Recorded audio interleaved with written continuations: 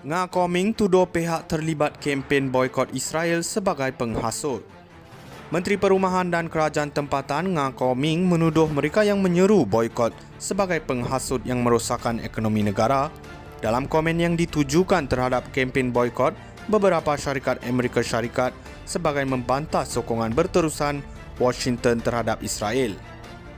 Nga Koming yang juga naib pengerusi DAP mengulas laporan berita berbahasa Cina mengenai pekerja yang terkesan dengan kempen boikot terhadap sebuah jenama makanan segera antara yang menjadi sasaran kempen boikot anti-Israel sejak tahun lalu.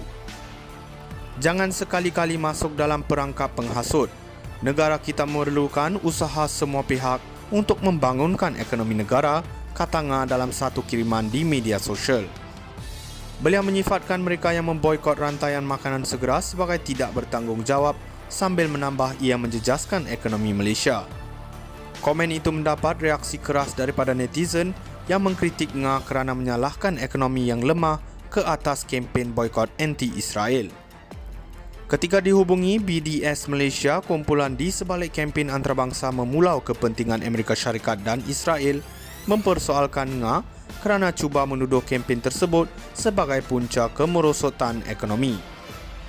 Kalau orang boikot satu kedai, dia akan beli dari kedai lain pula. Pengerusi BDS Malaysia Nazari Ismail memberitahu Malaysia Now. Beliau memberikan contoh dua produk masing-masing jenama komputer dan stesen petrol yang disasarkan BDS Malaysia untuk diboikot. Ketua Pemuda UMNO Dr. Akmal Saleh menyuarakan sentimen sama, berkata kempen boikot sebelum ini termasuk ketika pentadbiran Najib Razak tidak memberi kesan kepada ekonomi. Kepada YB, Menteri Nga Koming yang kurang bijaksana, ekonomi negara jadi teruk sebab ada menteri yang macam kamu, bodoh, katanya dalam catatan Facebook. Kenyataan itu mendapat pujian netizen, tetapi ada juga yang mempersoalkan Akmal dan kepimpinan.